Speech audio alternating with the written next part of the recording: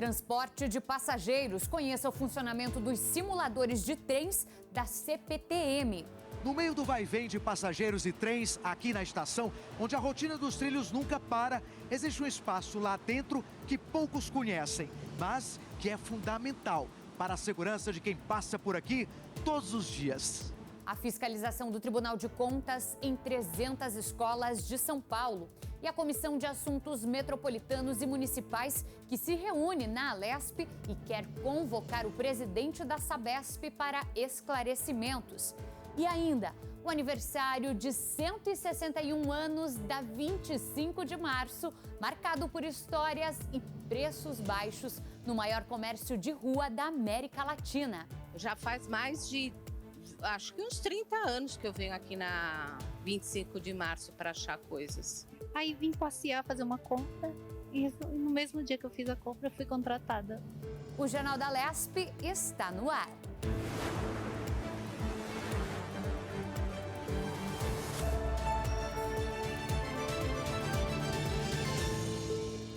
Olá, muitíssimo boa noite para você que está chegando ao vivaço com a gente aqui no Jornal da Alesp. Muito obrigada pela sua companhia nesse dia 25 de março de 2026, aniversário da Constituição e também da Rua 25 de Março aqui em São Paulo. A gente abre essa edição aqui na telinha da TV Alesp e também com transmissão ao vivo pelo YouTube, fazendo um giro com os nossos repórteres que já estão aparecendo com a gente aqui na telinha. A gente começa com o Bruno Oliveira. Qual o seu destaque, Bruno?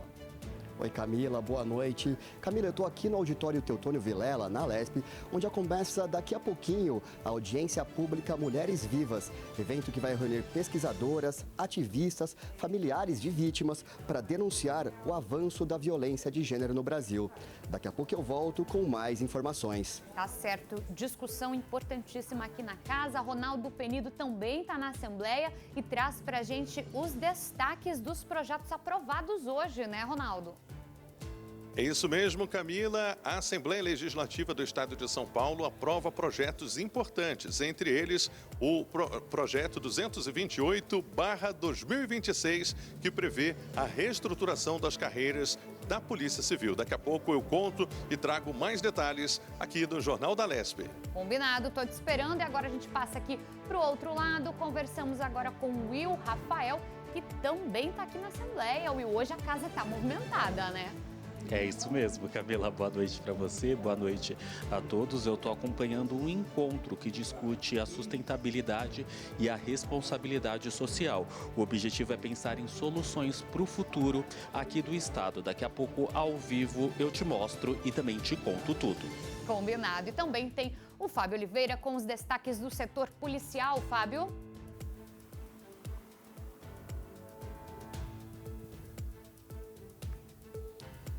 É isso mesmo, Camila. Daqui a pouco a gente vai falar sobre uma operação.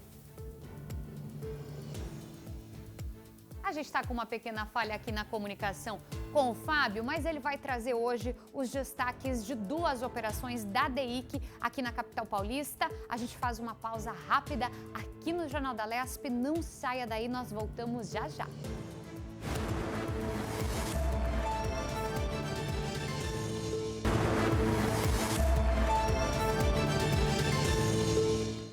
Estamos de volta com o Jornal da Alesp. A gente abre essa edição falando sobre uma audiência pública que ocorre agora aqui na Assembleia Legislativa e que tem como tema Mulheres Vivas. Essa audiência denuncia a epidemia de feminicídios, além do papel das redes em relação à violência contra as mulheres. Quem está acompanhando e chega ao vivo conosco aqui no Jornal da Alesp para contar tudo é o Bruno Oliveira.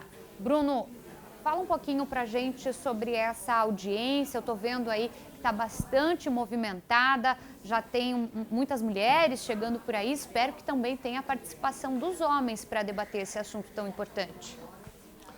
Oi, Camila, boa noite novamente. Camila, a audiência vai começar daqui a pouquinho, então já tem muitas mulheres chegando. Homens também, tem alguns aqui presentes que eu já consigo observar. As convidadas também já chegaram. E quem está aqui ao meu lado para falar sobre esse tema é a deputada Paula, da bancada feminista, que vai falar um pouco sobre a importância dessa audiência pública que vai tratar sobre a violência de gênero no Brasil. Deputada, muito obrigado por ter aceitado o nosso convite. E aí eu quero iniciar sabendo da senhora exatamente isso, assim, qual que é a importância de realizar essa audiência pública? Boa noite. Bom, boa noite a todo mundo que nos assiste pela Rede Alesp. Eu quero dizer que, na verdade, falar sobre esse tema é algo fundamental, não só nesse momento, sempre foi, mas nesse momento o destaque é pelo fato de que parece que assistir as notícias está insuportável. Todos os dias existe notícia de mulheres que são assassinadas por feminicídio, ou seja, simplesmente pelo fato de serem mulheres, mulheres que sofrem violência doméstica, casos de estupro, enfim. É insuportável assistir ao noticiário e ver a quantidade de mulheres que sofrem vários tipos de violência simplesmente pelo fato de serem mulheres. Essa audiência é uma audiência propositiva. É para dizer que, na verdade, nós queremos as mulheres vivas, como eu trago aqui os dizeres na minha camiseta. Por isso, nós reunimos diversas especialistas aqui hoje e também familiares de vítimas de feminicídio, como é o caso da Bruna, que foi assassinada no último ano, caminhando entre o metrô Itaquera e a sua casa. E a mãe dela está aqui hoje também. É uma alegria para a gente ter a Simone, mãe da Bruna, aqui hoje também, porque a gente precisa se reunir para falar sobre esse tema. Me chama muita atenção o fato de que aqui no estado de São Paulo, no último ano, mais de 200 mulheres foram assassinadas. O estado de São Paulo bate recorde a cada novo ano, a cada novo trimestre de mulheres assassinadas por feminicídio. No último ano, mais de 200 mulheres foram assassinadas, vítimas de feminicídio, aqui no estado de São Paulo, que é importante dizer, tem uma política, uma secretaria de política para as mulheres que quase não existe, um orçamento irrisório de política para as mulheres. Mas, aqui no estado de São Paulo, diante de tantos casos de feminicídio, de uma política que é insuficiente, a gente quer que exista a decretação de um estado de emergência por feminicídio. Eu tenho um projeto de lei aqui nessa casa, um PDL, para obrigar o estado de São Paulo a decretar estado de emergência por feminicídio diante de uma epidemia de feminicídio que existe aqui no nosso estado. Eu quero dizer para as pessoas, explicar que quando houve, no último ano, mais de 100 pessoas morreram por dengue, foi decretado estado de emergência por dengue no estado de São Paulo. Quando em São Sebastião uma tragédia ambiental fez com que 60 pessoas morressem no litoral norte, foi decretado estado de emergência. A gente precisa também decretar estado de emergência pela existência de tantas mulheres que sofrem cotidianamente com essa violência que vitima as suas vidas e também a vida de suas famílias, que fica completamente dilacerada. Então, acho que é fundamental falar sobre isso e é muito importante que a Assembleia Legislativa se abra para esse assunto. Deputada, no evento de hoje terá presenças de pesquisadoras, ativistas e familiares de vítimas, como você acabou de destacar. Qual que é a importância de reunir tantos olhares sobre esse mesmo tema? Só é possível falar sobre esse tema ouvindo a sociedade como um todo. A gente, por exemplo, tem falado muito sobre o papel dos homens diante dessa violência, né? O crescimento do ódio, quando a gente fala sobre essa nova geração que vem aí e o quanto existe um distanciamento de gênero entre homens e mulheres, mulheres mais livres, mulheres mais soltas, mulheres mais feministas e homens cada vez mais conservadores, meninos cada vez mais conservadores. Tudo isso existe a partir de pesquisas. Por isso a presença de pesquisadoras.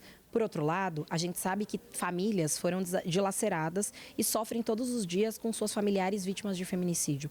Por isso a presença das familiares. E quando a gente traz também movimentos sociais, pessoas que foram responsáveis, como Levante Mulheres Vivas, para projetar o movimento feminista e a luta por mulheres vivas em todo o mundo, com atos massivos que aconteceram em dezembro do ano passado, em todo o Brasil, eu acho que é muito importante a reunião de todos esses setores, academia, movimentos sociais, familiares de vítimas e parlamento, para pensar políticas públicas propositivas e pensar de que forma a gente garante que as mulheres fiquem vivas, de que forma a gente garante um futuro para as mulheres melhor do que esse que está aí hoje. Deputada, e o que fazer para esse debate, para essa questão também ter mais atenção dos homens, para a participação masculina ser maior? Acho que esse é um grande tema. A gente precisa entender que as mulheres são metade da sociedade brasileira, a outra metade são os homens. Então, a gente precisa pensar de que forma avançar nesse debate. Por exemplo, eu entendo que existem dois caminhos. O primeiro deles é a educação. As escolas precisam falar sobre educação para a igualdade de gênero, para que as meninas aprendam a identificar violências e, portanto, a se defender delas, mas também para que os meninos entendam que é importante não violentar. não praticar violências. A escola, muitas vezes, para muitas crianças, é o espaço de denúncia. É o espaço em que essas crianças reconhecem que o que acontece na casa delas é uma violência doméstica. É o espaço em que mulheres também se sentem à vontade de denunciar e falar sobre a violência sexual. Então, a escola precisa ser esse espaço de acolhimento. Mas tem outro debate que é fundamental, que é o debate das redes sociais. Hoje, infelizmente, as redes sociais no Brasil são um espaço que fomenta o ódio.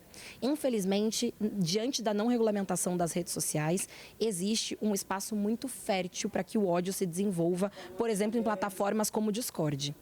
As plataformas e as redes sociais precisam ser regulamentadas no Brasil como um todo e também aqui no estado de São Paulo. Não pode ser que a rede social seja terra de ninguém, não pode ser que tenha gente que ganhe dinheiro monetizando o ódio na internet. E eu acho que a gente precisa falar disso, é urgente que fale sobre isso e isso vai fazer também avançar a consciência de homens, não só de mulheres, no combate a essa violência. Deputada, muito obrigado pelos esclarecimentos, pelas informações. Bom, eu sigo aqui nessa audiência pública, estou preparando uma reportagem que vocês acompanham na programação da TV Alesp. Camila? Tá certo, Bruno. Obrigada. Agradeço também a deputada pela atenção aqui ao Jornal da Alesp. E essa reportagem que o Bruno está preparando, que ele destacou aqui amanhã na primeira edição do Jornal da Alesp, você acompanha tudo que rolou nessa audiência pública. A Assembleia Legislativa aprovou hoje projetos que mexem nas regras da jornada extra dos policiais civis e ainda no plano de carreira destes policiais. Ronaldo Penido acompanhou as votações e traz agora os detalhes para nós. Ronaldo, uma boa noite novamente. Boa noite, Camila. Boa noite a todos ligados no Jornal da Alesp. Foram 3 projetos aprovados hoje aqui no plenário Juscelino Kubitschek pelos deputados, pelos parlamentares paulistas. E como você bem disse, são projetos importantes que tratam da reestruturação das carreiras dos policiais civis. A gente começa falando pelo PL 225/2026, que é um projeto de autoria do Executivo e institui a diária especial por jornada extraordinária de trabalho, o chamado DGEC.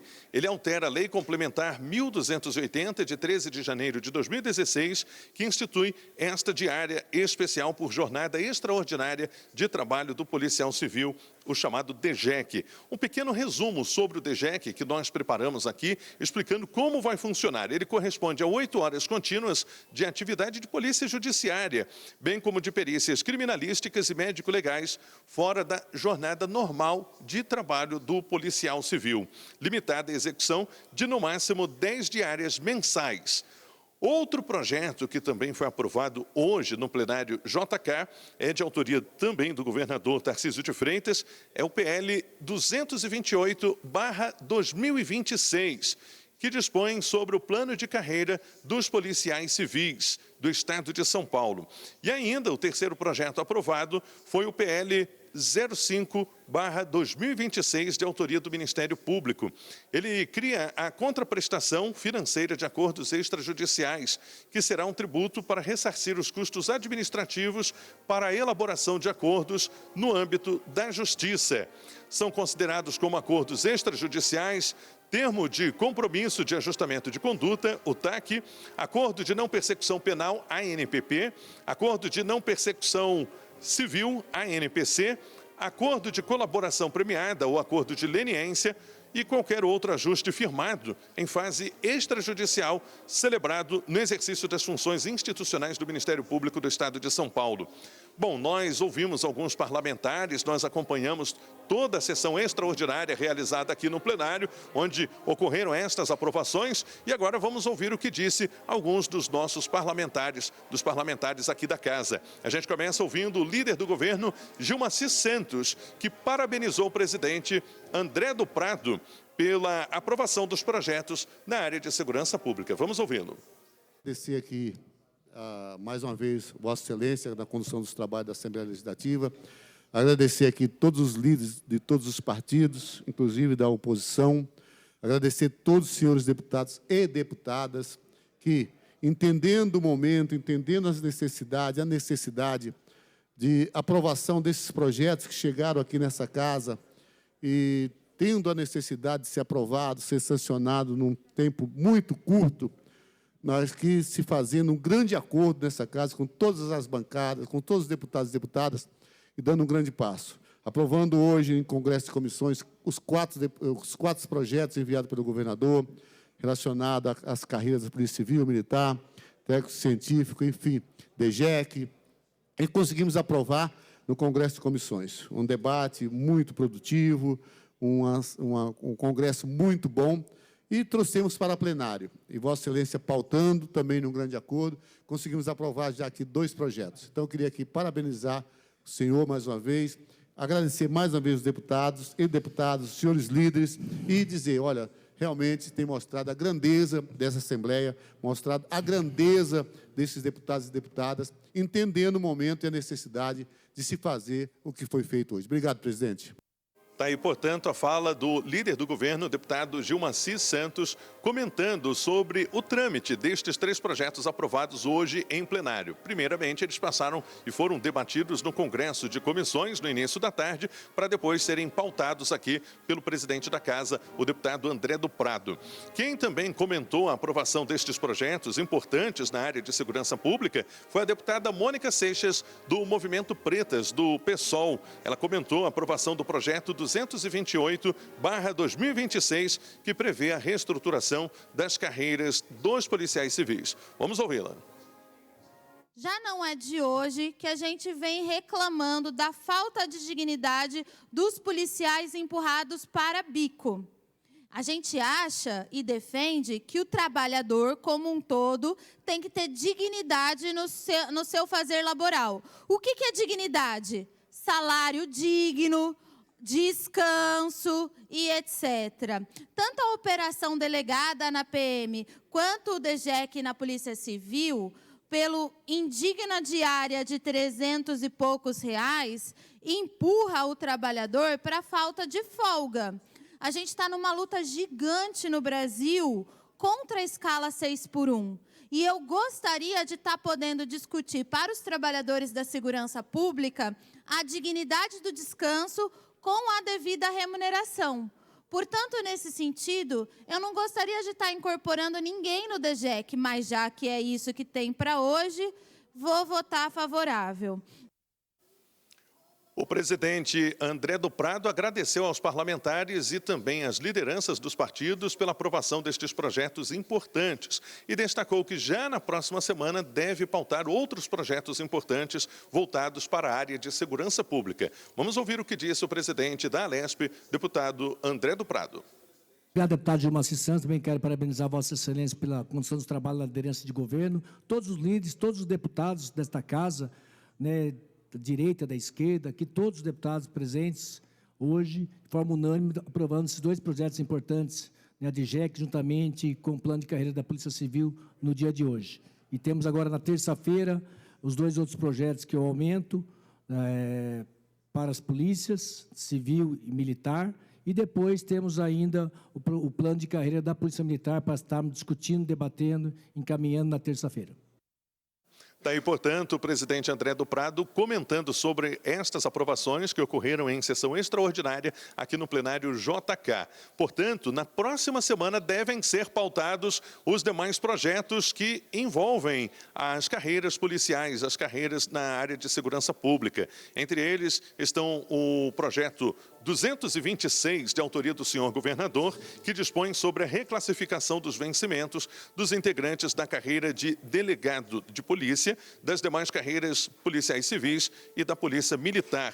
E também o projeto de lei número 227/2026, também de autoria do governador Tarcísio de Freitas, que dispõe sobre efetivo, regime jurídico e regras gerais de promoção dos militares do Estado de São Paulo. Então, esse projeto 227, ele é mais específico porque ele abrange a carreira especificamente dos policiais militares. Já o projeto 226 engloba todas as polícias, tanto a Polícia Civil como a Polícia Militar e também a Polícia Penal. A gente segue acompanhando aqui as notícias do dia a dia no Parlamento e eu volto com você no estúdio do Jornal da Alesp. Maravilha, Ronaldo. Muito obrigada pela sua participação e todos os detalhes tem também com o Ronaldo Penido logo mais no Plenário em Ação. A Alesp homenageou o trabalho da Rotary Internacional Distrito 4621, que abrange o centro-sul do estado de São Paulo. O encerramento do ano rotariano foi celebrado em um ato solene, promovido pela deputada Maria Lúcia Amari, do PSD. Prazer enorme estar homenageando. O Rotary sempre foi um parceiro importante em todas as ações sociais, né? No estado de São Paulo como um todo, no Brasil e particularmente aqui em Sorocaba. Então a governadora Márcia Brito tem feito um excelente trabalho, uma questão humanitária, uma questão de solidariedade. Então nós temos que valorizar esses atos, essas pessoas beneméritas por natureza que refletem a solidariedade da população. O Rotary Club desenvolve projetos comunitários e ações humanitárias, entre eles atividades de promoção à saúde e intercâmbio para os jovens. O distrito Sorocaba Leste é governado pela Márcia Brito, que foi homenageada no mês da mulher. Nós temos várias áreas de enfoque e uma das mais conhecidas é a erradicação da paralisia infantil, a campanha nossa da Polio End Now. Além dos projetos, né, de água, saneamento, meio ambiente e também tratamento de doenças. A área da juventude ela é compreendida dentro do Rotary em Interact, que são os clubes de 14 a 17 anos, o Rotaract, né, que agora é parceiro no Servir Nosso, compreende a partir dos 18 anos, né? E também nós temos o intercâmbio de jovens, que é aquela troca de experiência entre os países. Então, o jovem sai do nosso país e vai, por exemplo, para a Espanha, vai para qualquer parte do mundo que tenha outro Rotary. E de lá vem também os intercambistas. Então, uma troca cultural muito importante, né? Muitas pessoas começaram as suas profissões aí no intercâmbio de jovens do Rotary. Ao todo, são 121 anos de uma corrente de solidariedade que percorre o mundo todo. Tivemos a homenagem na Câmara Municipal de Sorocaba, na Câmara Municipal de Piracicaba, e aí quando veio a notícia de ser homenageado na LESP, isso para nós foi assim o ápice do que? De ver o trabalho que foi feito já dos outros governadores, outras coordenadoras, né? E graças a Deus chegar em nós essa homenagem. Mas a homenagem é para todos os companheiros, fazem parte da coordenadoria, esse voto da gente. Muitas atividades parlamentares hoje aqui na Casa Legislativa. Inclusive, agora está ocorrendo uma reunião da Secretaria Executiva da Frente Parlamentar do ESG aqui na LESP, um encontro que contempla discussões sobre práticas ambientais responsáveis, impacto social e também boas práticas de governança. A gente viu há pouco, quem está acompanhando é o Will Rafael, que vai trazer mais detalhes para nós. Já começou a discussão por aí, né, Will? Já sim, viu, Camila? Faz mais ou menos uns 20 minutinhos, começou agora há pouco. Boa noite para você, boa noite a todos. Eu falo ao vivo aqui do Auditório Dom Pedro I, só para você ter uma ideia, como você já disse, práticas sociais, sustentabilidade e também gestão pública, viu? Esse encontro, né, reúne autoridades, também representantes, olha só, de vários locais, de várias empresas. A proposta é fortalecer o diálogo e construir caminhos para um desenvolvimento mais sustentável no Estado. A Frente Parlamentar ISG é coordenada pelo deputado estadual Alex Madureira, responsável por articular iniciativas que unem crescimento econômico, impacto social e boas práticas de governança. A ideia é aproximar o poder público da iniciativa privada e da sociedade civil. Entre os temas discutidos, a adoção de práticas ambientais responsáveis, promoção da igualdade social e mecanismo de transparência de gestão. A reunião também reforça o papel da Assembleia Legislativa como um espaço de debate e articulação de ideias que impactam diretamente o futuro do Estado. Além disso, mostra que o desenvolvimento e a sustentabilidade chamam cada vez mais, lado a lado, chamam a atenção da população. Camila. Pelas informações. E você volta daqui a pouquinho, que eu sei que você está acompanhando também outros assuntos aqui na Casa Legislativa. A gente faz uma pausa rápida aqui no Jornal da LESP. Não saia daí, nós voltamos já já.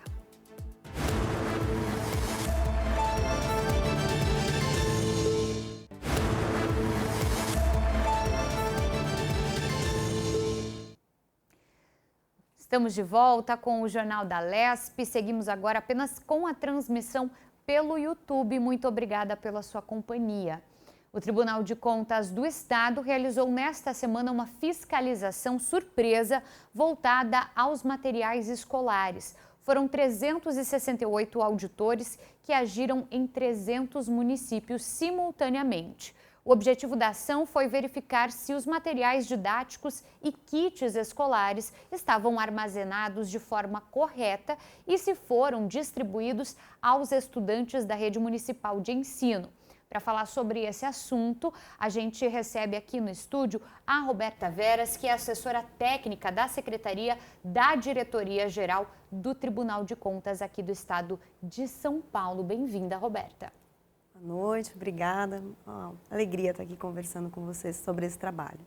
Roberta, vamos começar então falando um pouquinho sobre os resultados. Essa operação, dá para se dizer, né? Uma operação foi na segunda-feira. Vocês percorreram todos esses municípios, o que a gente já tem de balanço? Camila, esse trabalho ele aconteceu simultaneamente nos 300 municípios selecionados para visita e ele abrangeu tanto dados normativos das secretarias de educação, quanto aspectos estruturais e de controle dos almoxarifados e finalizou nas escolas. Então, foram 300 municípios com esses 3 tipos de fiscalização. Pode-se dizer que o que chamou mais atenção da gente nessa etapa de consolidado foi a falta de governança realmente que foi identificada desde o planejamento de compra, então, a decisão administrativa entre utilizar determinado material ou do PNLD, que é o Programa Nacional do Livro Didático, ou eventualmente um material do Estado, material próprio do município, ou a decisão de se adquirir material apostilado para uso concomitante ou exclusivo no município. Então, a gente identificou que 80% dos municípios, mais de 80% dos municípios que escolheram utilizar material apostilado, por exemplo, não tem um normativo específico sobre essa escolha, que direcione qual é a justificativa técnica para que utilize esse material.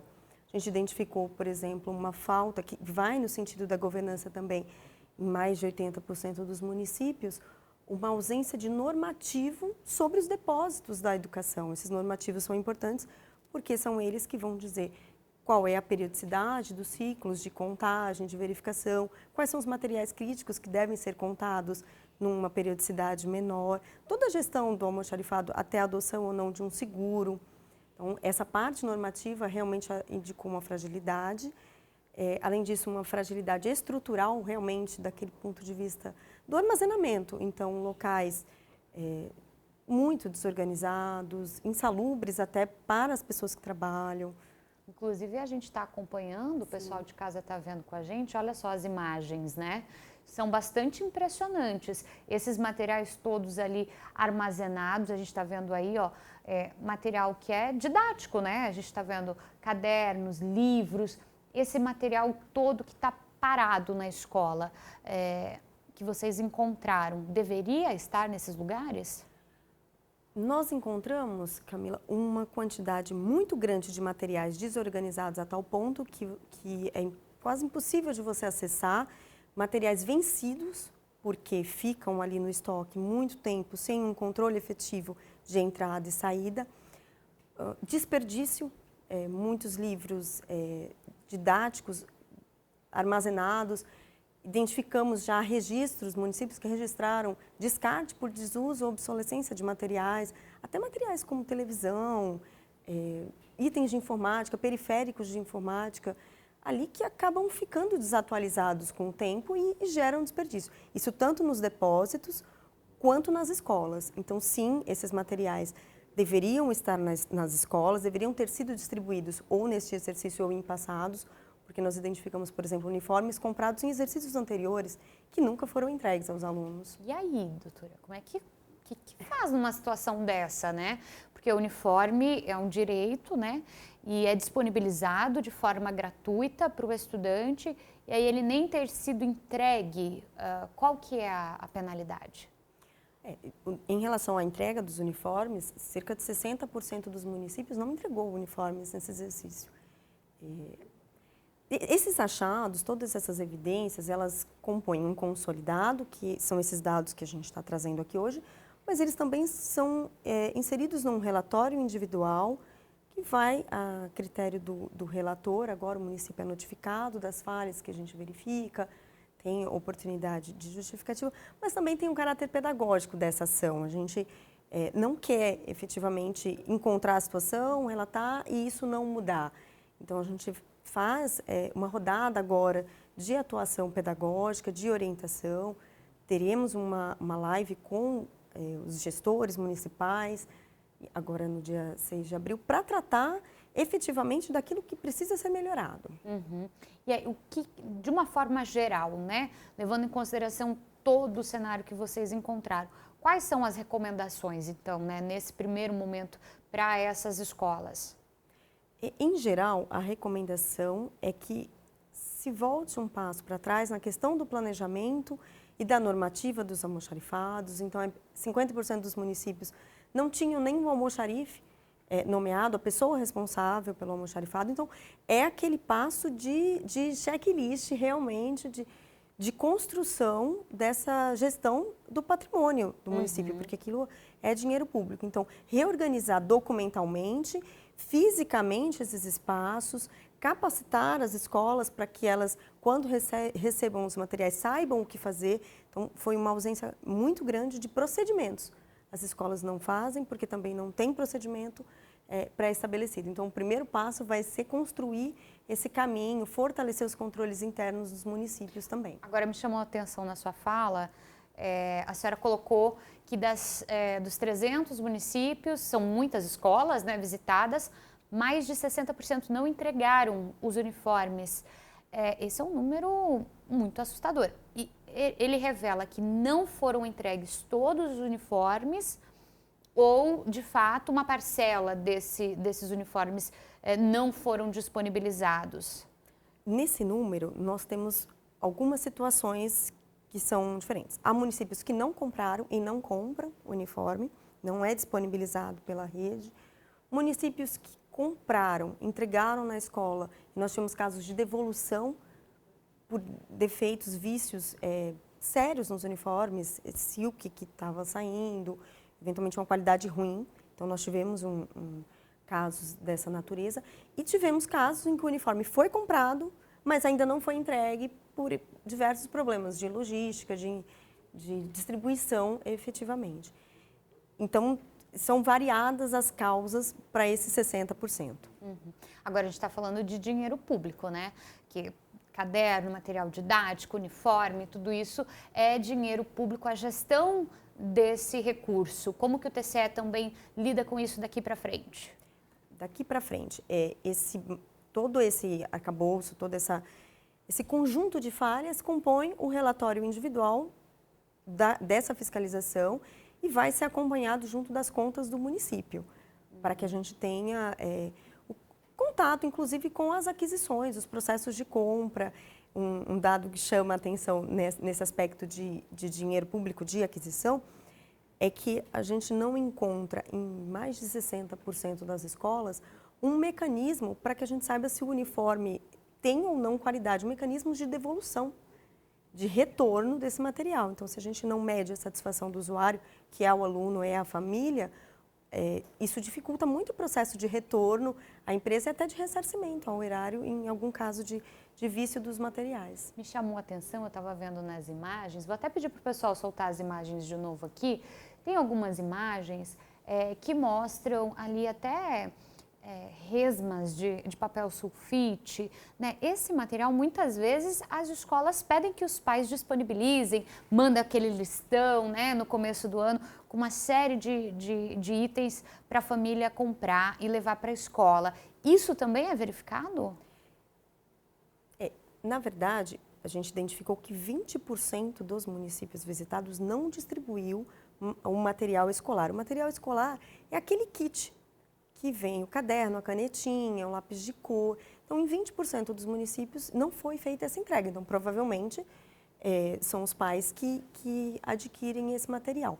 Além disso, essa dificuldade de estocar e controlar, conferir pontos de ressuprimento, estoque mínimo, tudo isso atrapalha a entrega Então, eventualmente, a gente, essa governança dos materiais, alguma escola pode estar precisando e tem um excesso no almoxarifado e essa comunicação está falhando em algum momento. Então, é um gargalo realmente de fluxo de entrega. Claro, com certeza.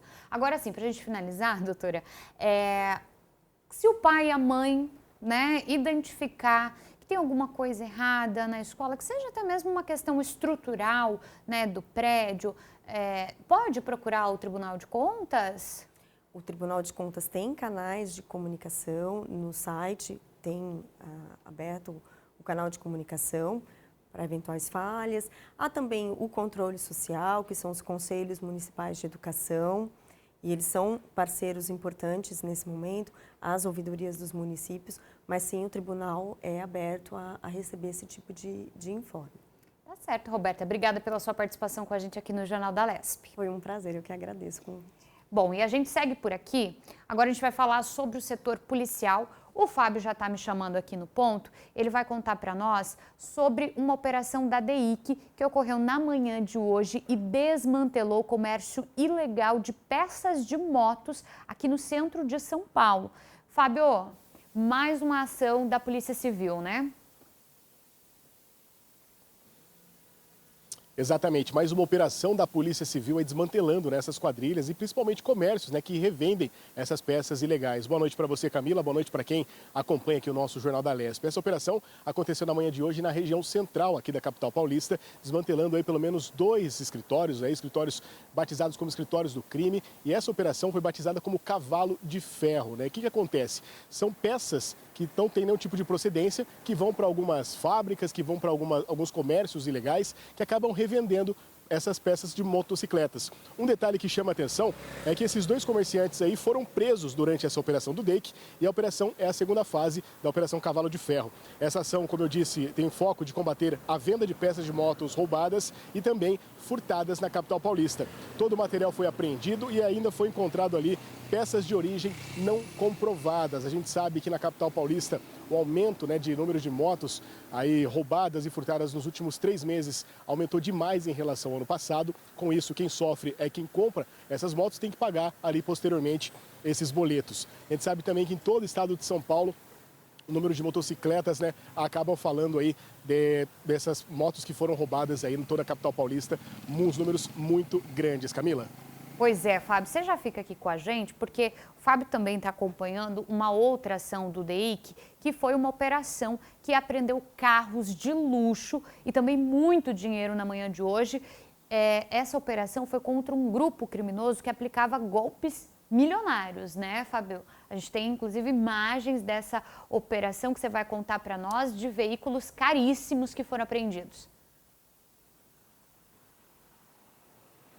Exato, veículos avaliados em mais de R$1 milhão, aí veículos de luxo, né? Esses veículos aí faziam parte dessa quadrilha, esse esquema criminoso aí que fazia lavagem de dinheiro. Um detalhe também que chama atenção é que muito dinheiro aí foi apreendido, né? Mais de R$2 milhões em espécie foi apreendido ali em cima de uma mesa. Outro ponto que chamou a atenção dos policiais civis era a forma que essa quadrilha ali agia, de uma forma tranquila, né? Então, esses homens que faziam parte desse esquema criminoso certamente foram apreendidos. Um detalhe também é que foram cumpridos aí 14 mandados de prisão, 14 carros de luxo foram apreendidos e também foram encontrados dinheiros, né, como dólar, euro e também muitos reais. Além de joias, relógios, bolsas de grife, celulares, computadores e documentos. Tudo isso foi recolhido. E durante essa averiguação, armas de fogo foi encontrada em um escritório. O golpe envolvia negociação com empresas e também fazia ali muito prejuízo financeiro. Um detalhe, um dos relógios, Camila, que foi apreendido ali, custava cerca de R$100 mil, só para você ter uma noção.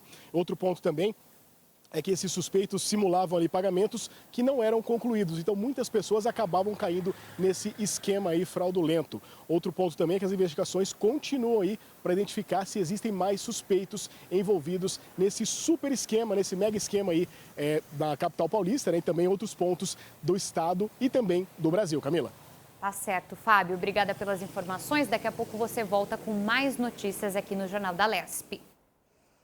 E olha, aqui em São Paulo, milhões de passageiros dependem diariamente do transporte sobre trilhos. E por trás dessa operação, existe um trabalho intenso de preparação para garantir viagens seguras. A nossa equipe foi conhecer de perto os simuladores de trem. Você sabe como é que funciona? Eles são indispensáveis para os futuros condutores. Na Estação da Luz, um dos pontos mais movimentados da capital paulista, um espaço pouco conhecido guarda uma tecnologia essencial para esse processo de transporte de passageiros. A CPTM transporta, em média, mais de 1 milhão de passageiros por dia útil. São cerca de 1.500 viagens programadas, em uma malha de 142 quilômetros que atende 12 municípios. E para que tudo dê certo, é preciso condutores capacitados. Um processo que começa longe dos trilhos. No meio do vai-vem de passageiros e trens aqui na estação, onde a rotina dos trilhos nunca para, existe um espaço lá dentro que poucos conhecem, mas que é fundamental para a segurança de quem passa por aqui todos os dias. É nesta sala que funciona o simulador de trens da CPTM, utilizado na formação, capacitação e reciclagem de maquinistas. As cabines reproduzem com fidelidade os trens da companhia. Com comandos reais e projeções das linhas, os profissionais enfrentam situações do dia a dia e também cenários de risco. Chuva, neblina, falhas técnicas e emergências fazem parte dos treinamentos, preparando os operadores para decisões rápidas e seguras. No simulador de trens, a gente consegue otimizar muito mais o treinamento dos maquinistas, onde eles conseguem conhecer todo o trecho, estações, os sinais, locais de desvio de uma via para outra. Então, ele consegue entender muito bem como funciona o que ele vai fazer lá na prática e também quando ele precisa atender alguma necessidade de falha operacional. Então, ele consegue atuar para restabelecer a circulação o mais rápido possível. E quem nunca pensou em conduzir um trem na vida, hein? Claro que não resisti. Conduzir o trem, pelo menos aqui no simulador, já é uma sensação emocionante, tá? E toda essa emoção do aluno, ela é transmitida aí, ó, na sala de aula. Os instrutores estão de olho em tudo que acontece para fazer essa avaliação do aluno que está aqui no simulador. Claro que essa conversa não pode existir, tá? Só estou fazendo isso porque estou gravando uma matéria para levar para vocês aí de casa. Mas o que eu posso dizer é que realmente é emocionante, mas é preciso muita concentração. Deixa eu continuar aqui na viagem que eu estou chegando aqui na minha parada. Aqui eu paro. Você vai parando aquela bolachinha amarela aí, tá? Limite de parada. Limite de embarque. Isso, parou certinho. Mas para que tudo funcione perfeitamente, existe outro simulador igualmente importante, o do Centro de Controle Operacional. De lá, profissionais acompanham cada movimento dos trens e orientam a operação em tempo real, ou, nesse caso, em tempo simulado. O sistema conta com posto de instrutor, cabine de condução e uma área de observação, onde cada erro pode ser analisado e corrigido. Através desse equipamento que nós programamos as rotas que o trem vai circular, tá?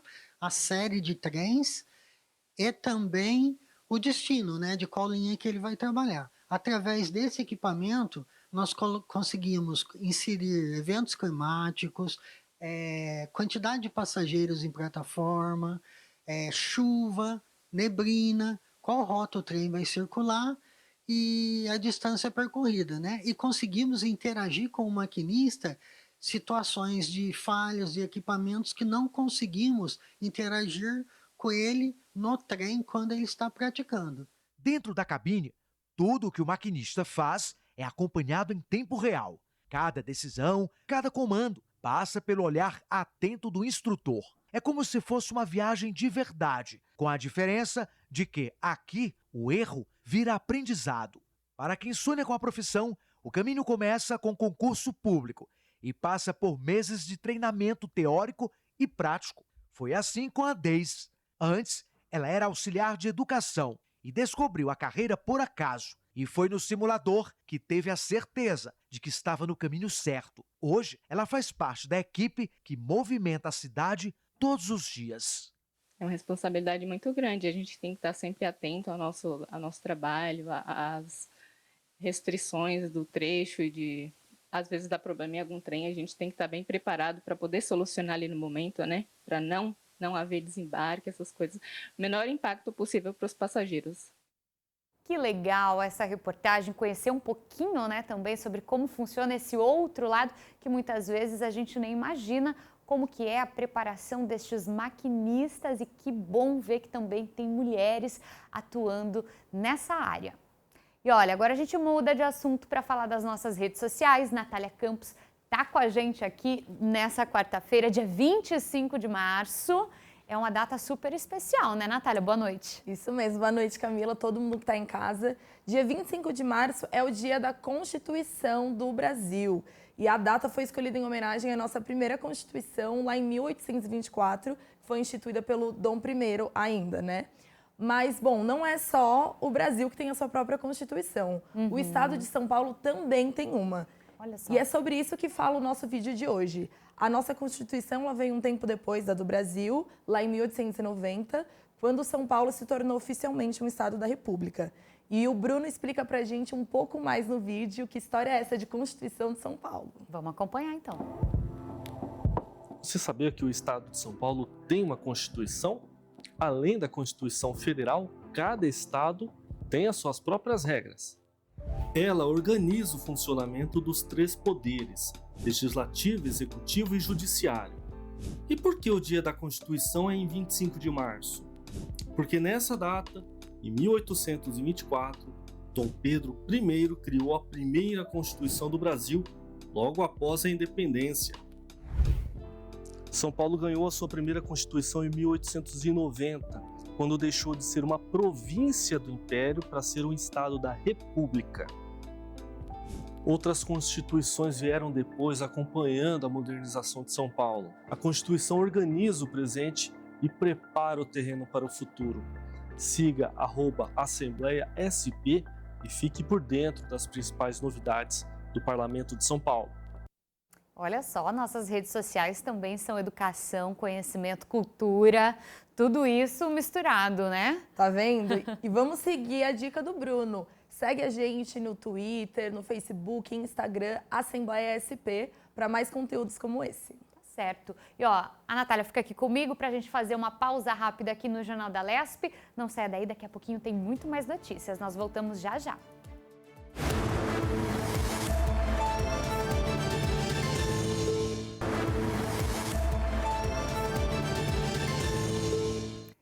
Estamos de volta com o Jornal da Lesp e a gente já volta agora a falar com o repórter Will Rafael, que está se deslocando aqui dentro da Assembleia Legislativa. Agora ele está em um outro ponto da casa, acompanhando um evento da Assembleia de Deus. Conta pra gente, Will.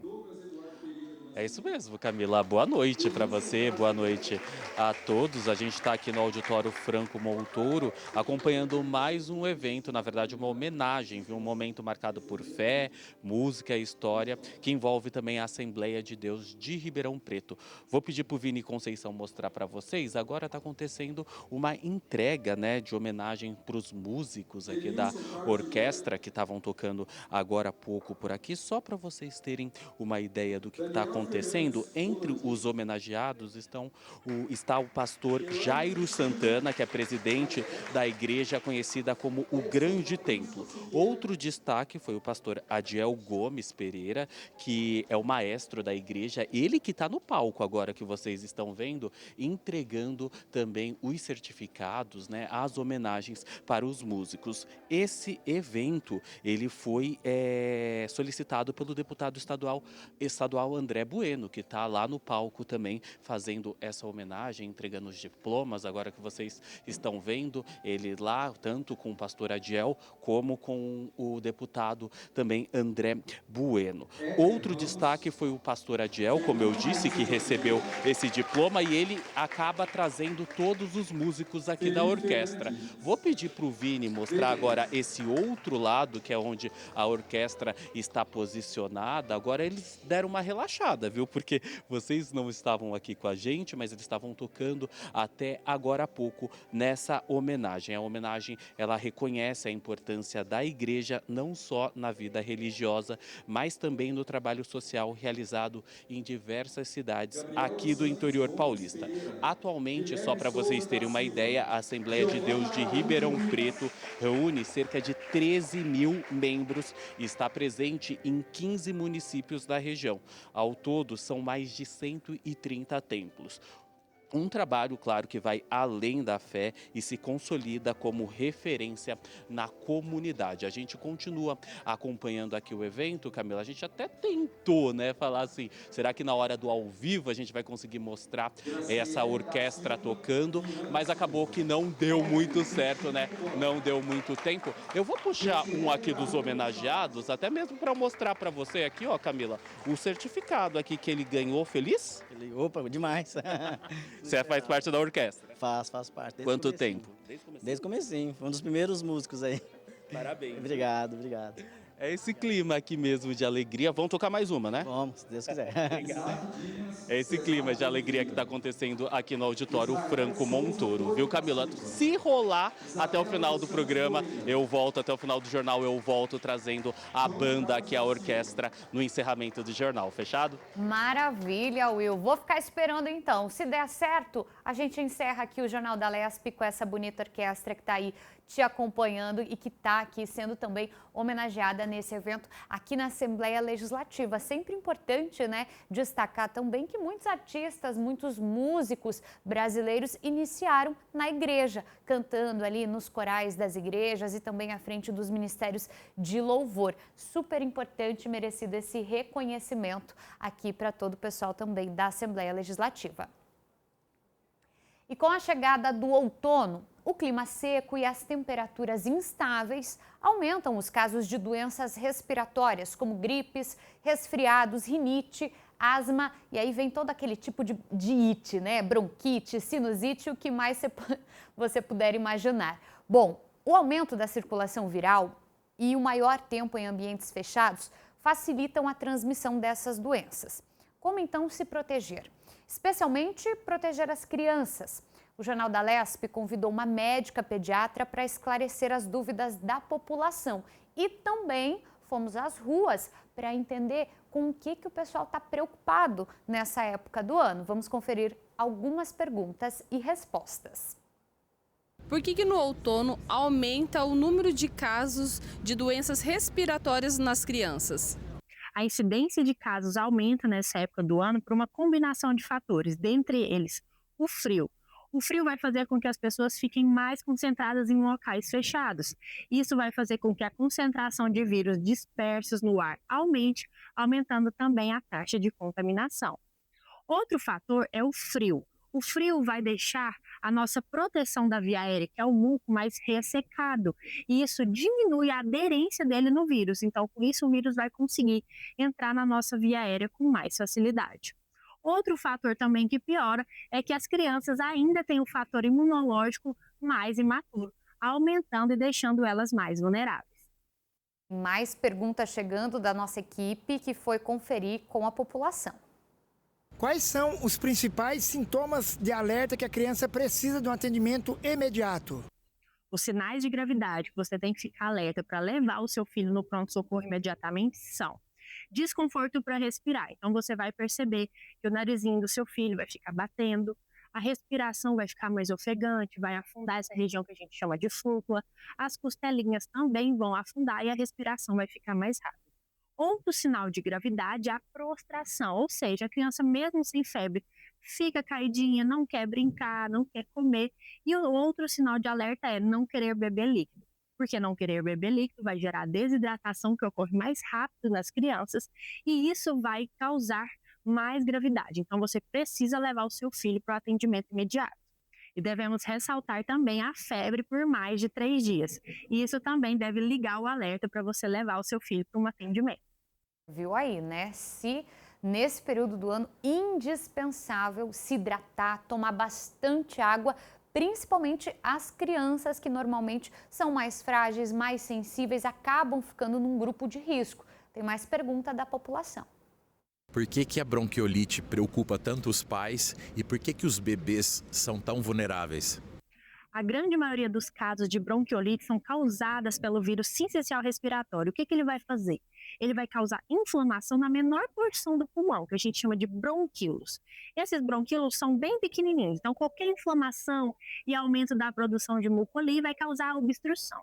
Com isso, dificulta a passagem do ar e a oxigenação do sangue cai. Por isso, na grande maioria das vezes dos casos de bronquiolite, a criança vai precisar de algum suporte de oxigenação. E a grande maioria dos casos de crianças pequenas evolui de forma grave, porque o sistema imunológico dela ainda é imaturo. Com isso, o combate do vírus fica mais dificultado e resulta nos casos mais graves. Última pergunta da população a respeito desse assunto, vamos conferir.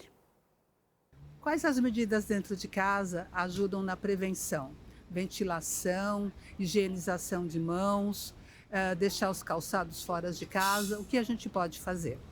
Sim, essas medidas são muito boas porque elas vão ajudar a impedir a proliferação do vírus. Então, deixar o ambiente mais arejado vai diminuir a concentração de vírus no ar, diminuindo a taxa de contaminação. A higienização das mãos também dificulta e diminui as taxas de transmissão. E outra medida também eficaz é lembrar de evitar os locais fechados nessa época do ano.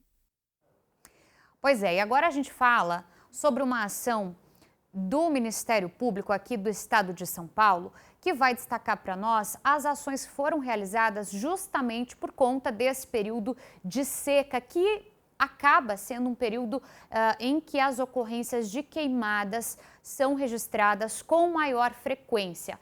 O pessoal aqui do GAEMA já está chegando aqui com a gente, enquanto o pessoal aqui da nossa produção vai atualizando aqui o nosso TP para a gente falar com a promotora de justiça de Ribeirão Preto, que já está aqui no telão com a gente.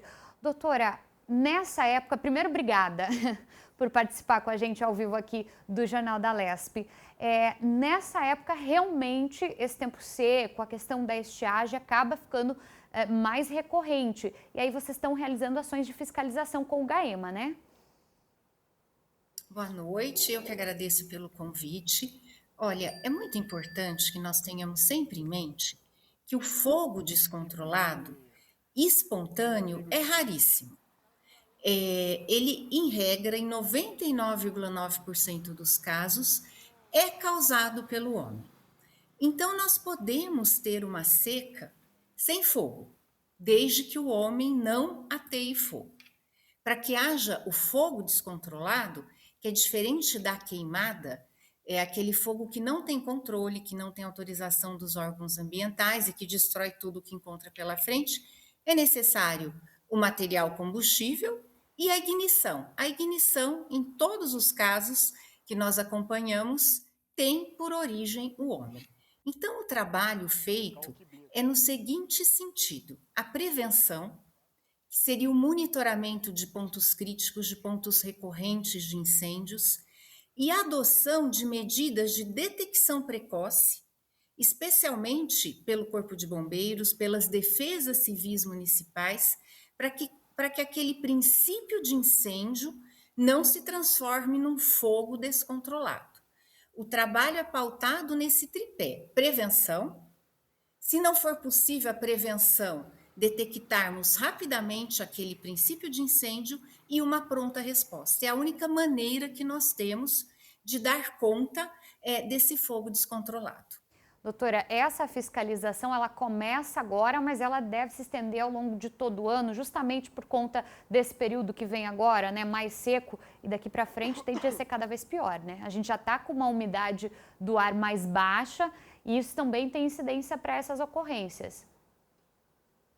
Com certeza. A estiagem começa em abril, vai até outubro, e a fase vermelha dela se dá nos meses de junho, julho, agosto, setembro, que são aqueles meses que a ocorrência do chamado quádruplo 30 é mais fácil, que seria umidade abaixo de 30, ventos acima de 30, agosto é um mês muito propício a ventos acima de 30, umidade abaixo de 30, como foi colocado, e mais de 30 dias sem chover. Esses 4 fatores não causam incêndio, volto a dizer, mas facilitam imensamente a propagação. Por isso que várias medidas de prevenção são adotadas, como limpeza de aceiros, limpeza das margens de rodovias.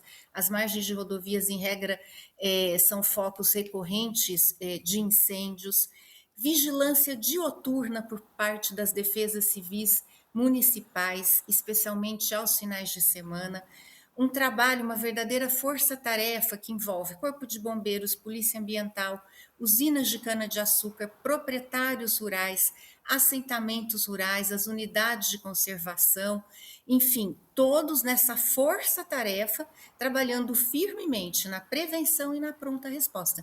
E eu volto a dizer, é muito importante que a população esteja junto conosco, porque nós podemos enfrentar muito bem um período de seca sem fogo, desde que nós não tenhamos o causador, que é o homem. Pois é, e quando a senhora coloca que a maior parte dessas ocorrências são queimadas, incêndios provocados pela própria ação humana, se identificado, né, essa pessoa ou essa empresa, né, está sujeita a que tipo de penalidade?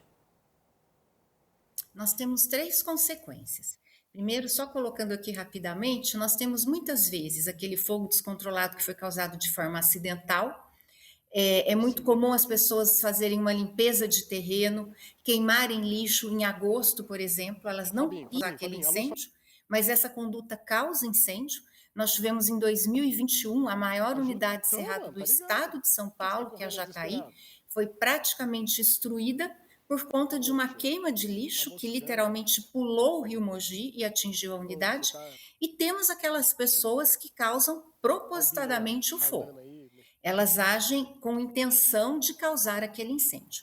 Nós temos 3 consequências: uma multa administrativa, que é aplicada pela Polícia Ambiental, pelo órgão ambiental. Em regra, ela é muito alta, porque ela é condizente com a gravidade dos fatos. A responsabilidade civil, que é a reparação de todo esse dano, que vai muito além de um dano ambiental. A gente está tratando de um dano contra a saúde pública, contra a nossa fauna, a nossa flora, os nossos alimentos que são totalmente destruídos, pessoas que perdem a vida em função de incêndios. Infelizmente, tivemos pessoas que faleceram em função desses incêndios. E também a questão penal. É crime causar incêndio, crime apenado com reclusão. E nós já tivemos no estado de São Paulo, de 2024 para cá, várias condenações apenadas com 5, 6, 8 anos de reclusão por causar incêndio. E nós pedimos à população que nos envie imagens, anonimamente que seja, caso surpreendam alguém ateando fogo, que essas pessoas serão devidamente responsabilizadas. Doutora, para a gente finalizar aqui a nossa conversa a respeito desse assunto, qual é a orientação para o caso de uma pessoa verificar que alguém está provocando ou tentando provocar uma queimada ambiental, ou tentando fazer, muitas vezes, acha que vai reunir ali folhas e queimar e tal, que pode fazer isso? Como que denuncia, doutora? Pode enviar para o Ministério Público por e-mail, pedir sigilo, pedir anonimato, essa pessoa vai ser protegida. Pode enviar para a Polícia Ambiental também, pedindo esse sigilo, para o Corpo de Bombeiros, mas é importante que isso chegue até nós. Nós recebemos nesses últimos anos, especialmente após 2024, muitos vídeos que a população acabou gravando, e hoje é muito fácil, todo mundo está com o celular na mão, fazer um vídeo. Isso foi de extrema importância para a identificação desses criminosos, porque nós estamos tratando de criminosos que atentam contra a segurança das pessoas, a vida, a saúde, o patrimônio. Tivemos alimentos que os preços dispararam em função dessa destruição, e nós não precisaríamos passar por tudo isso desde que não tivéssemos esses causadores, muitas vezes criminosos, dessas situações tão tristes. Então, a gente pede que a população, por favor, nos envie e fiquem seguras quanto ao anonimato. Tá certo, doutora. Muito obrigada pela sua participação com a gente ao vivo aqui no Jornal da Lespe. As portas, inclusive, estão sempre abertas. Eu que agradeço, uma honra, e o Ministério Público sempre à disposição. Muito obrigada. Obrigada. Você acompanhou a fala da doutora Cláudia Habib, promotora do Ministério Público de Mogi. E olha, a Fundação Florestal, vinculada à Secretaria de Meio Ambiente, Infraestrutura e Logística do Estado de São Paulo, está selecionando 243 brigadistas temporários para atuar aqui no estado. As provas e testes de aptidão ocorrem nas unidades de conservação paulistas, como parques estaduais, estações ecológicas, florestas estaduais, estações experimentais e também em monumentos naturais. A prova foi realizada neste sábado, dia 21 de março. A etapa faz parte do primeiro concurso para a contratação de 243 brigadistas e inclui o teste de aptidão física, o TAF. Os candidatos percorrem um trajeto com mochila de combate a incêndio, simulando as condições reais de atuação em campo.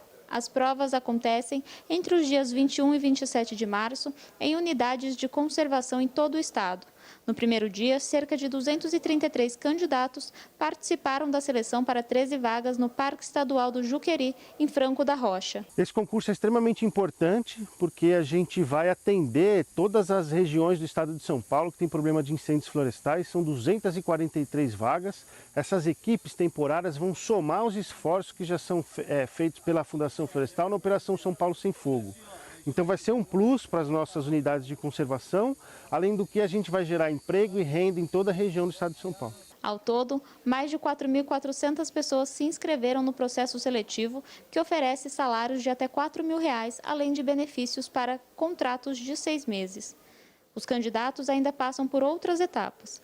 O teste de habilidade no uso de ferramentas agrícolas entre os dias 8 e 10 de abril e o curso de formação de brigada de 20 a 30 de abril. Os brigadistas vão atuar na prevenção e combate a incêndios em 168 unidades de conservação, que correspondem a cerca de 20% do território paulista, somando mais de 5 milhões de hectares. E agora uma notícia animadora para a economia de São Paulo e para você que está procurando emprego. Os postos de atendimento ao trabalhador do governo do estado estão com mais de 15 mil vagas de emprego abertas. Quem explica para nós é o Fábio Oliveira, está voltando ao vivo aqui com a gente. Notícia boa, né, Fábio? Isso mesmo, Camila. Mais uma vez, boa noite para você, boa noite para quem acompanha aqui o nosso Jornal da Lesp. Notícia excelente, né? Principalmente para quem busca aí a primeira oportunidade, quem busca a recolocação no mercado de trabalho, né? São os PATs, né? Os postos de atendimento aos trabalhadores do estado de São Paulo, que estão com muitas oportunidades, mais de 15 mil, para ser mais exato, 15.190 vagas aí de empregos em vários setores. Os 10 empregos, né? As 10 vagas mais concorridas aí, as 10 vagas que tem mais pessoas aí ofertando essas vagas são alimentador de linha de produção, tem também a vaga de auxiliar de logística, faxineiro, expedidor de mercadorias, operador de telemarketing ativo e receptivo, operador de telemarketing receptivo também, atendente de lojas e mercados, vendedor de comércio varejista, repositor de mercadorias e auxiliar nos serviços de alimentação. Essas vagas aí são de extrema importância, né? Porque são locais que estão certamente faltando a mão de obra. Para você ter uma ideia, Camila, existem 10 postos aí que tem um ranking, né, de mais vagas que são ofertadas, pelo menos aí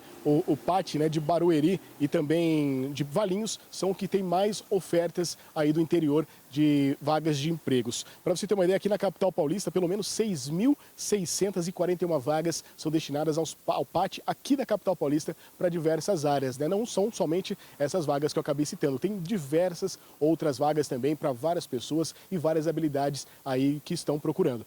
Um detalhe também é que tem o programa Trampolim, né? Uma ferramenta aí de uma plataforma digital totalmente gratuita para as pessoas e lá as pessoas podem encontrar ali, fazer um filtro, né, e encontrarem as vagas de empregos e também cursos para algumas áreas específicas para a recolocação no mercado de trabalho. E também tem uma seção dedicada exclusivamente para idosos, né, aí de público 60+, que também algumas empresas buscam esses profissionais para fazerem a recolocação no mercado de trabalho. Então você que está em casa nesse momento, acompanhando aqui o nosso Jornal da Lesp, uma excelente oportunidade, principalmente para você do interior, você da capital paulista, pode acessar o PAT mais próximo, né, ver aí no PAT mais próximo ou no sistema Trampolim para você saber a vaga que tem disponível para você. E é bem simples. Você vai até o PAT da sua cidade com carteira de trabalho, documento ali, RG, CPF e também um currículo, se possível, já impresso para você ali já, quem sabe, fazer a sua triagem.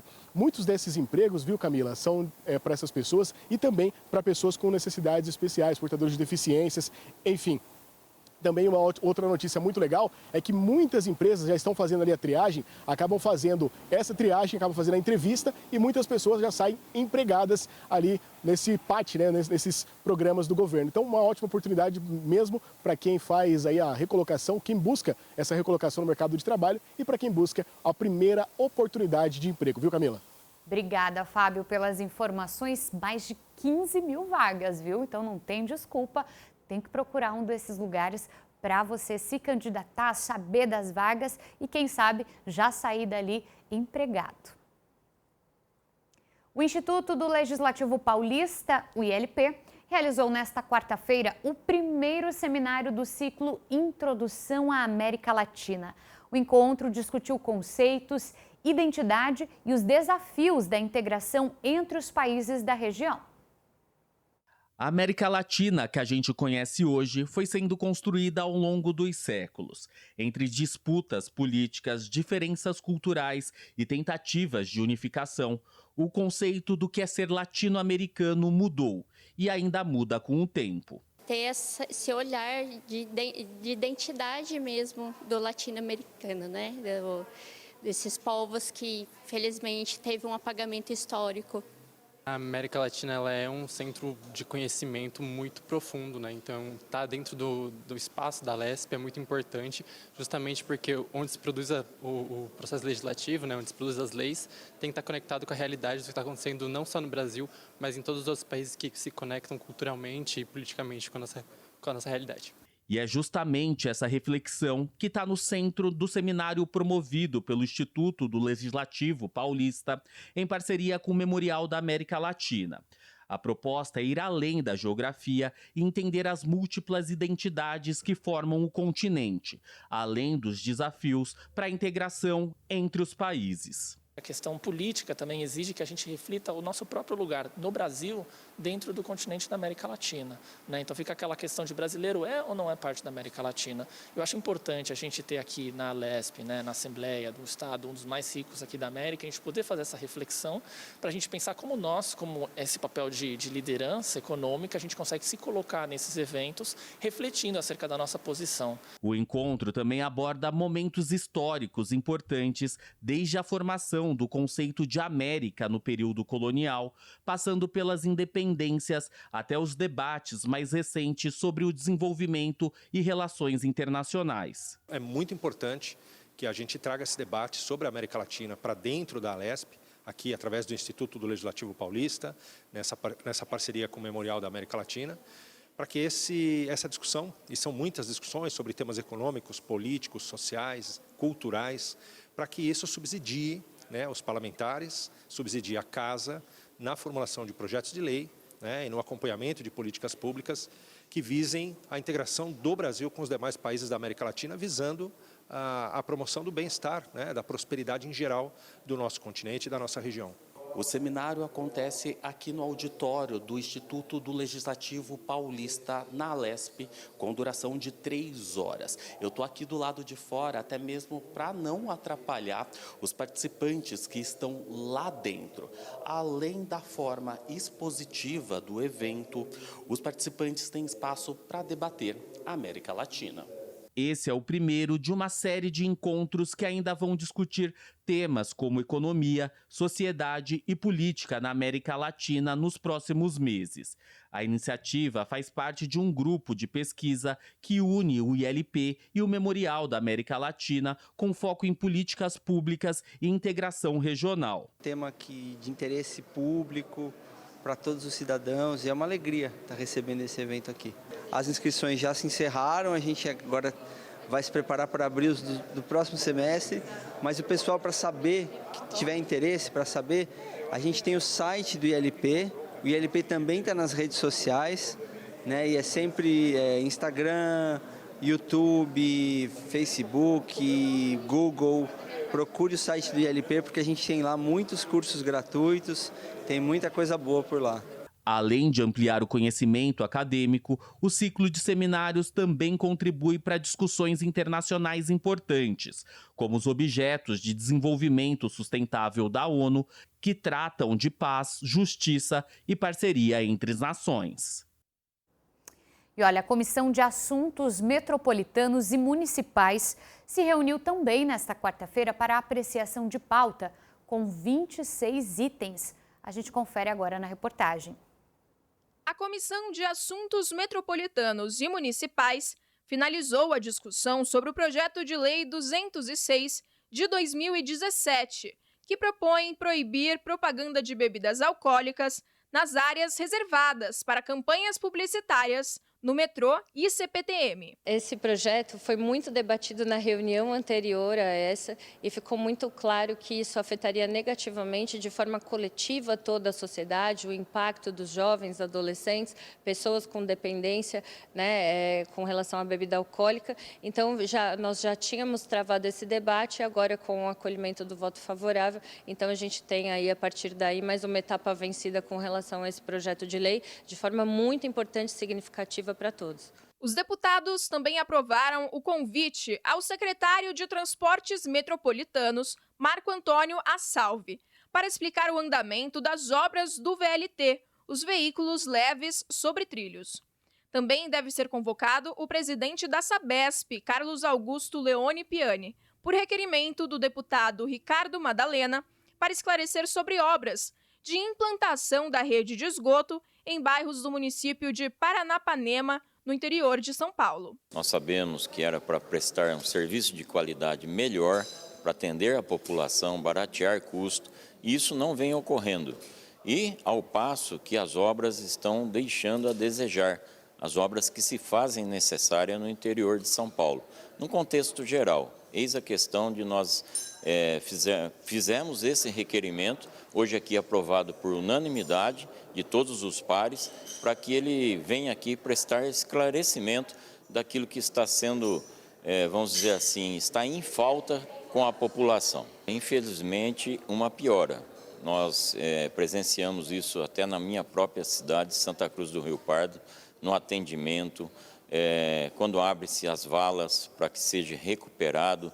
Enfim, é tudo isso que nós vamos redimir aqui na presença do presidente da Sabesp. A reunião contribuiu com a desobstrução da pauta depois de uma série de tentativas sem sucesso de obtenção do quórum pela deputada Ana Carolina Serra, a presidente da comissão. Graças ao diálogo, a interlocução que a gente tem com os demais deputados presentes na comissão de transportes, eles também puderam participar, porque também são integrantes dessa, de forma que a gente conseguiu o quórum. Já é a segunda vez que isso acontece, ou seja, da reunião acontecer por ter quórum, justamente porque estava acontecendo reunião de outra comissão e a gente conseguiu trazer esses deputados para participarem. Então fica aqui o apelo, e inclusive o deputado Luiz Fernando nos sugeriu para que a gente aplicasse. A gente não gostaria muito de aplicar o regimento, né, para que, devido às ausências dos deputados, eles deixassem automaticamente de participar, mas a gente pede para que, quando todo deputado se compromete a participar de uma comissão, de fato ele venha ou justifique as ausências. E agora uma novidade para os clientes da Sabesp. A companhia informou nesta quarta-feira que vai enviar alertas quando o cliente exceder a média habitual de consumo de água. Quem vai explicar para nós é o Bruno Oliveira, que está voltando ao vivo. Bruno, traz todos os detalhes, então, como é que vai funcionar esse alerta? Oi, Camila. Esses alertas automáticos, mensagens via WhatsApp, vão ser enviados sempre que houver um aumento no consumo de água acima de 30% em relação à média habitual. Além disso, os clientes também vão receber um aviso destacado na conta de água, na fatura mensal, falando sobre a elevação no consumo de água acima de 30% em relação à média habitual. A iniciativa, que usa inteligência artificial para realizar o monitoramento, tem o objetivo de garantir o uso consciente da água e a saúde financeira das famílias. De acordo com a Sabesp, aumentos repentinos de consumo podem ser causados, por exemplo, pelo aumento no número de moradores em um imóvel, como receber visitas por um longo período, mas são também o principal alerta para vazamentos internos, tubulações rompidas dentro das paredes, caixas sanitárias com vazamento ou fissuras na caixa d'água acabam fazendo com que a água seja desperdiçada.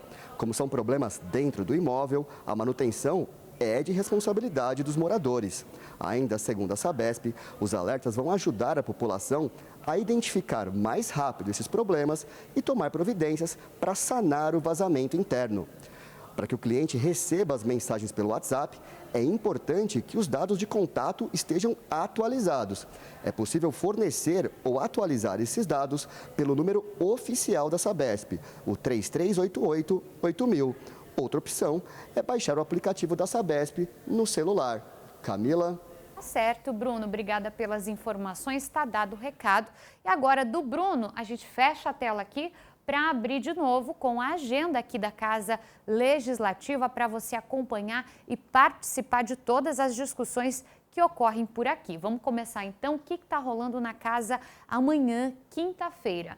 Nós teremos às 9 horas da manhã o simpósio Abastecimento Urbano na região metropolitana. Esse simpósio vai ser realizado no auditório Franco Montoro. É uma solicitação do deputado Capitão Telhada, do PP. Às 10 horas da manhã, também tem agenda aqui na casa com a Frente Parlamentar da Cannabis Medicinal e também do Cânhamo Industrial. Ocorre no auditório Teotônio Vilela, solicitação do deputado Caio França, do PSB. Próxima agenda, 2 horas da tarde, tem sessão ordinária, expediente, ocorre no plenário Juscelino Kubitschek. Você é convidado a acompanhar e saber sobre o que os deputados estão discutindo aqui na casa. 2 horas da tarde, tem o seminário Dia Mundial da Água, no plenário José Bonifácio, solicitação da deputada Marina Elou, da Rede. 3 horas da tarde também tem evento aqui na Assembleia Legislativa, reunião da Frente Parlamentar em apoio à adoção no auditório Teotônio Vilela. Deputado Caio França, do PSB, solicitou esse evento importantíssimo, essa discussão inclusive. 6 da noite, seminário de atualização em direito eleitoral. Olha aí, os assuntos referentes às eleições de 2026 estão aparecendo. Esse evento ocorre no auditório Teotônio Vilela. O solicitante é o ILP, o Instituto Legislativo Paulista, que nós conferimos agora há pouco na reportagem, fazendo toda essa discussão sobre a América Latina e também muitos outros assuntos. Seguimos por aqui, às 6h45 da noite, o debate competitivo do Instituto de Formação de Líderes Jovem do Estado de São Paulo, que vai aí ter horário para começar e horário para acabar até às 10 horas da noite no plenário Tiradentes, solicitação do deputado Lucas Bove, do PL. E às 7 horas da noite tem mais um encontro aqui na casa, que é o lançamento do livro 20 anos de PROAC, que vai ser então às 7 da noite até às 10 da noite no auditório Franco Montoro, com o deputado Carlão Pignatari, do PSD, que fez a solicitação. 7 horas da noite também tem sessão solene para entregar um colar de honra ao mérito para o fisiculturista Ramon Dino. Ocorre onde? No plenário Juscelino Kubitschek, solicitação do deputado Felipe Franco, do União. Você pode acompanhar todos esses eventos. A Assembleia Legislativa é a Casa do Povo. E um dos endereços mais tradicionais do comércio popular brasileiro e também da América Latina completa hoje 161 anos. Fundada em 1865, a 25 de março é também um marco da imigração sírio-libanesa na história de São Paulo e que se consolidou como ponto turístico, referência em preço baixo e volume de vendas. Todo mês é assim. Quando o salário da aposentadoria cai na conta, Dona Regina já sabe o que vai fazer. Visitar a 25 de março é tradição e toda vez que ela passa por aqui, o difícil é sair sem levar uma sacola no braço. Já faz mais de, acho que uns 30 anos que eu venho aqui na 25 de março para achar coisas. E dá para sair daqui sem uma sacola na mão? Não, não dá mesmo. Sempre alguma coisinha você achar um preço convidativo. A região da 25 de março se reinventa diariamente. Há quem diga que o movimento diminuiu em relação a anos anteriores. Mas o local continua sendo o maior ponto de vendas de produtos em São Paulo. Ao longo de mais de um século e meio, a 25 de março gerou milhares de empregos e oportunidades. Tem gente que até reclama do vai e vem de pessoas, mas quem passa por aqui sabe que existem muitas vantagens, como preços bem mais baixos. A 25 de março continua sendo um dos principais pontos comerciais do nosso Brasil. Mas por aqui é fácil encontrar outras culturas. Gente que veio de bem mais longe, chegou cedo ainda criança e nunca mais quis sair. Grande parte dessa história passa pelas mãos de famílias de imigrantes, principalmente da comunidade sírio-libanesa, que ajudaram a construir a identidade comercial da região. Omar começou a trabalhar com os pais e há 55 anos está à frente da empresa. Eu estava aqui antes de nascer, porque a minha mãe começou lá atrás em 1965 e ela também é filha de imigrantes. E o meu avô já tinha loja aqui na 25 de março também. E é justamente essa mistura de tradição e renovação que mantém a Rua 25 de Março sempre viva. De geração em geração, histórias como a do seu Omar mostram como o comércio aqui vai muito além das vendas. Ele faz parte da vida de quem construiu e de quem frequenta esse lugar todos os dias. E não são só os comerciantes que transformam suas histórias por aqui. Muitos clientes acabam encontrando na região novas oportunidades de vida. Foi assim com a Soleni, frequentadora antiga da 25 de março. Ela decidiu mudar o rumo profissional depois de enxergar, no meio do movimento, uma chance de recomeçar. Na verdade, eu trabalhava em padaria, aí eu resolvi procurar outra área. Aí vim passear, fazer uma compra e no mesmo dia que eu fiz a compra, eu fui contratada. E agora está do outro lado do balcão. Estou do outro lado do balcão. Como é trabalhar na 25? Uma loucura.